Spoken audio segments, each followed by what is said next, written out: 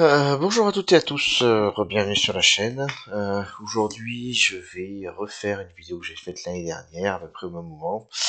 Une vidéo sur tout simplement les indicateurs que j'ai développés pour ce qui est de détecter un top et un bottom, puisque maintenant, je pense que tout le monde est capable d'identifier qu'on a eu un top, voilà.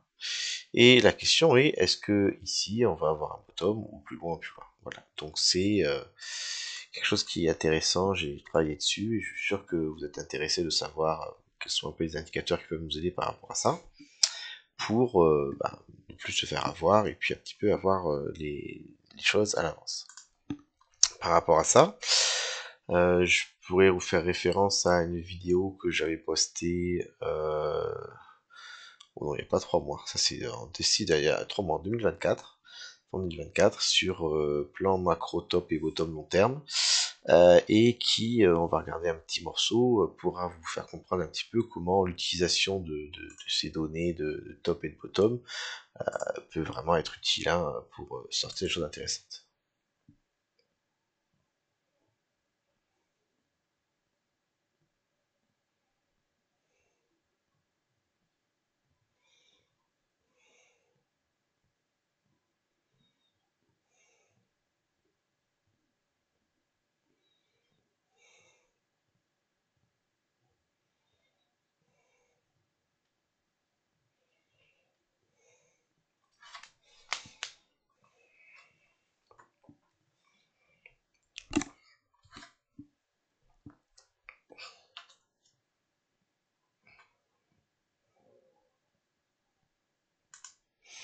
Voilà, donc un exemple pour le top.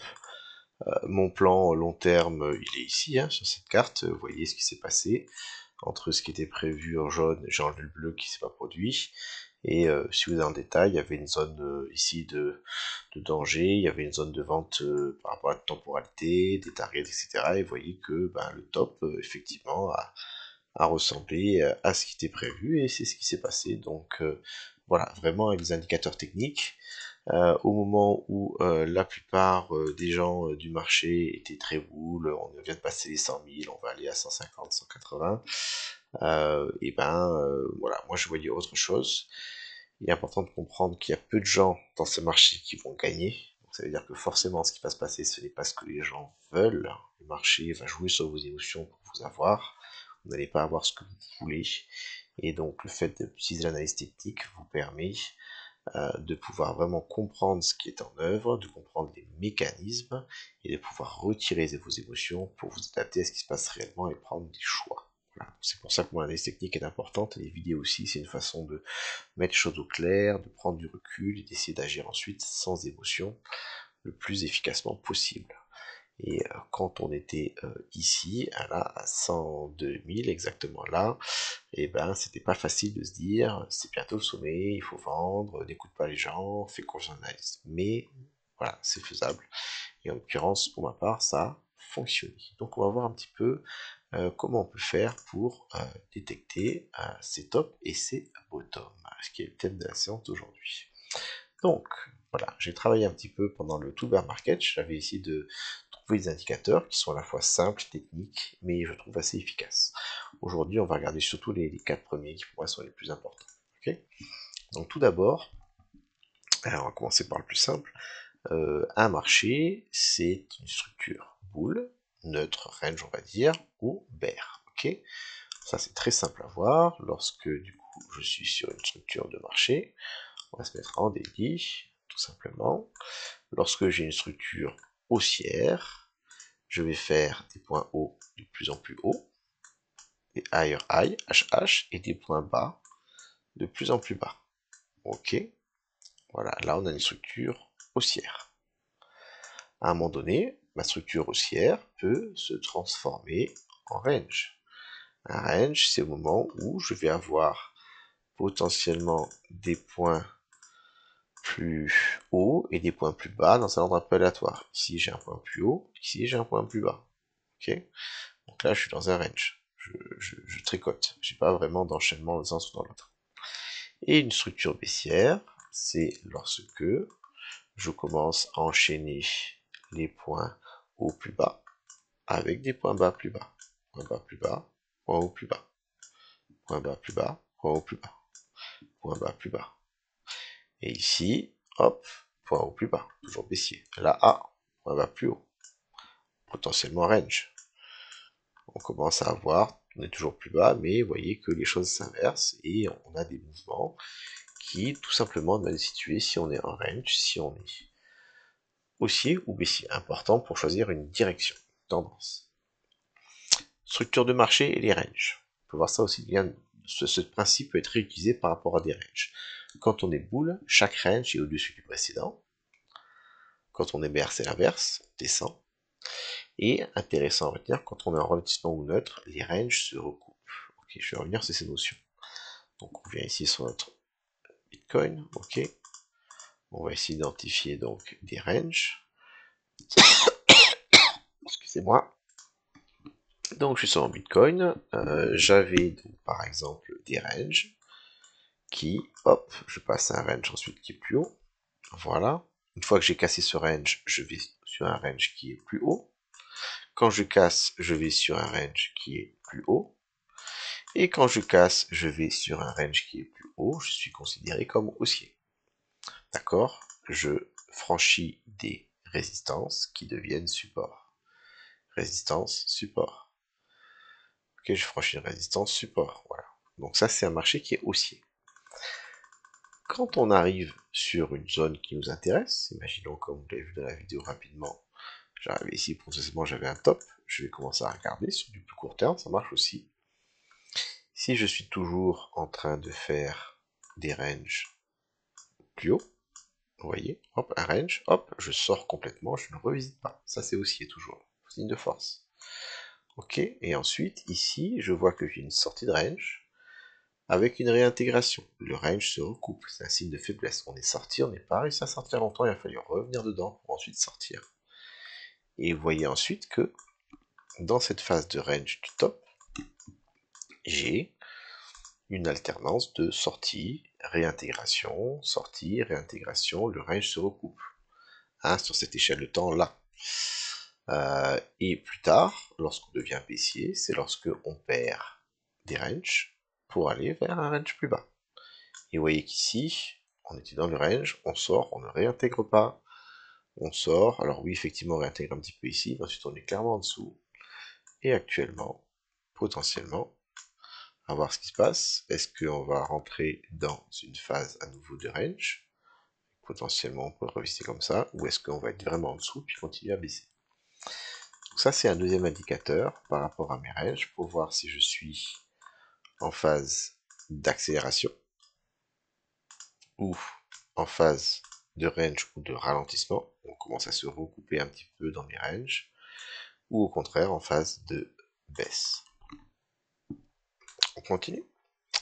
La volatilité.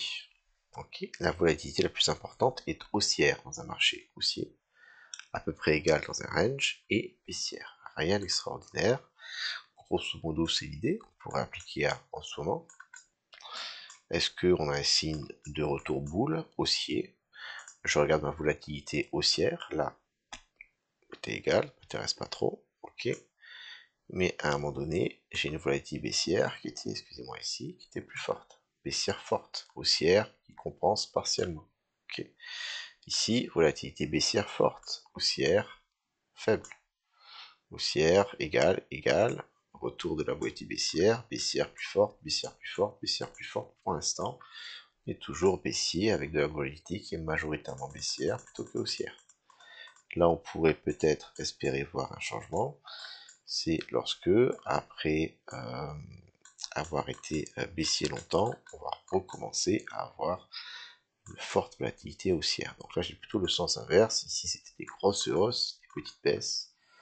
Ok, des grosses hausses, des grosses hausses. Et ensuite, on va commencer à avoir des grosses baisses qui ont commencé à s'empiler. Ok, alors c'est pas quelque chose de parfait, mais c'est une chose de plus qu'on peut rajouter. Et mon quatrième, l'évolution de la volatilité. Ça, vraiment, c'est intéressant. Quand on est en phase haussière, surtout en accélération, les hausses sont de plus en plus amples. Lorsqu'on est proche d'un top, la différence de prix décroît. Et lorsque je suis en phase bear, les baisses sont de plus en plus importantes. Ça, vraiment, c'est important. Je vais vous expliquer ce que j'entends par là. Ok, faut regarder toujours quand on est en hausse par rapport, excusez-moi, au précédent ATH, au précédent sommet. Donc j'avais ici un sommet qui n'a pas été revisité avant ici. Donc, pour l'instant, je ne vais pas m'occuper de ça. Une fois que j'étais ici, quand j'ai eu un sommet, j'ai un nouveau sommet qui a été créé, on va dire là. J'ai une hausse très importante, 25%.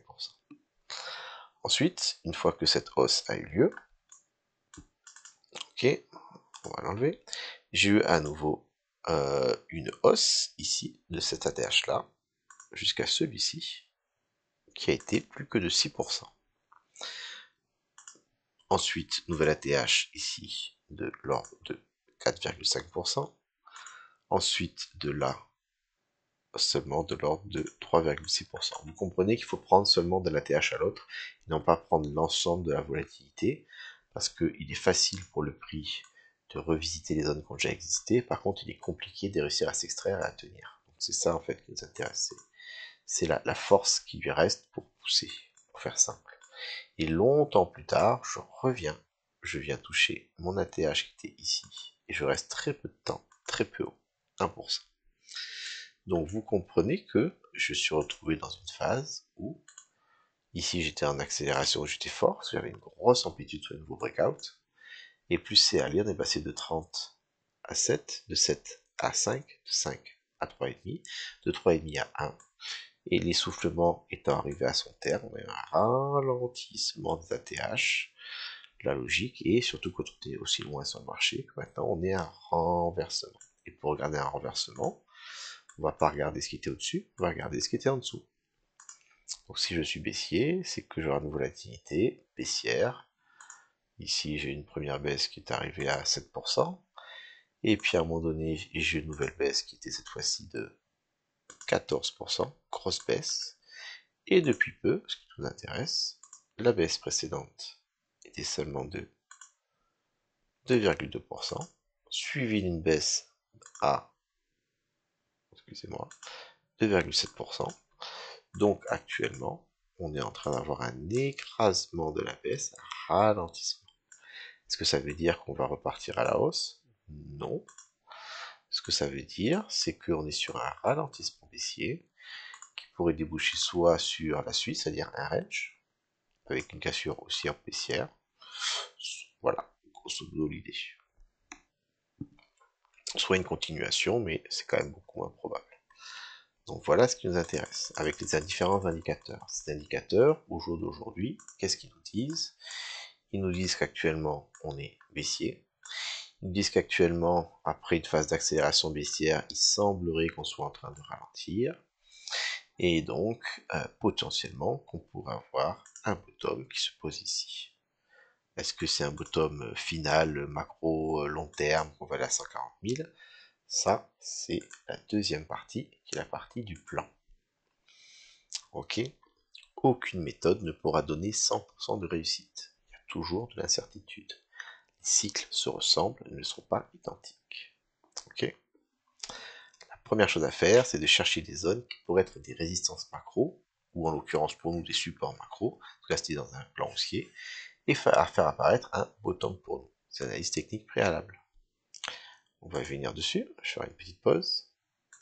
Donc nous y voilà, la carte sur laquelle j'ai mes plans long terme, donc qui sont prêts, et j'ai regardé à peu près, par exemple dans la descente, quelle était la puissance des supports. J'ai un support ici identifié en termes de volume, j'ai déjà fait un plan macro sur une vidéo précédente, et plus on descend, et le plus gros support est ici.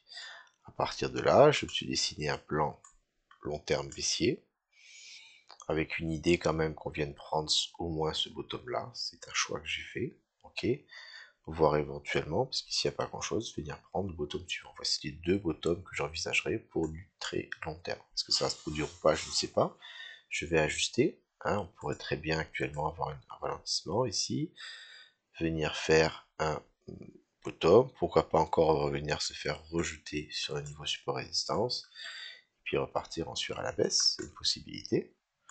Ou alors, ici, revenir faire comme en 2021 un nouveau top avant de repartir en bear market ou autre chose, je ne sais pas.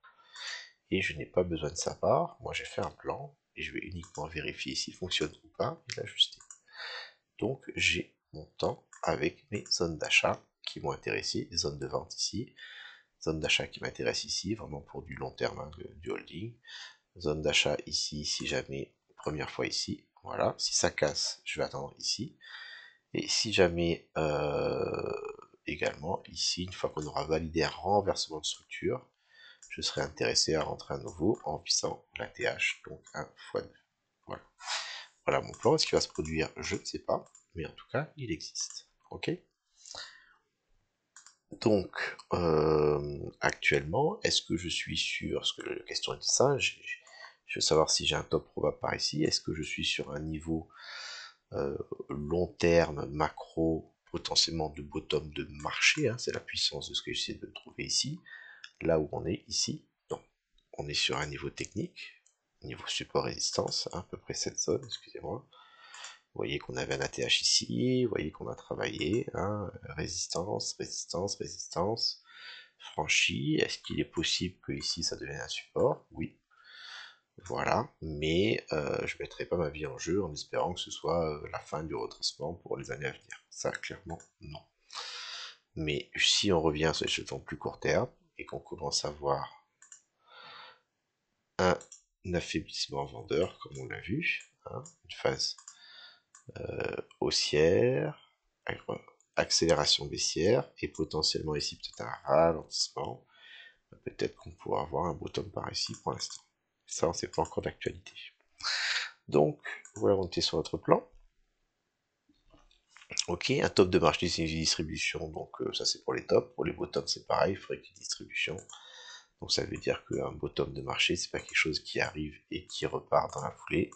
Ça c'est très très très très très rare, ça dépend vraiment sur des gros mouvements type Black Swan. Non, si on veut vraiment un bottom de marché long terme, il va falloir du temps. Et du temps, ça veut dire un gros range pour un bottom.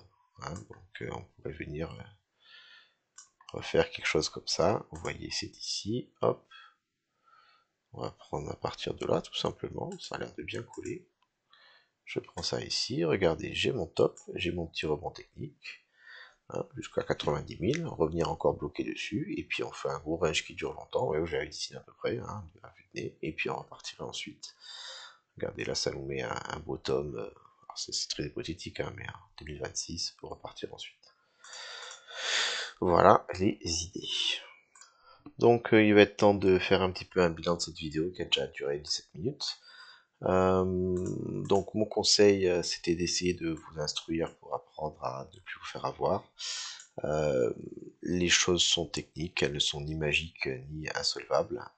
Il y a des solutions qui existent, le tout c'est de les apprendre, de les expérimenter, de les développer et de les utiliser.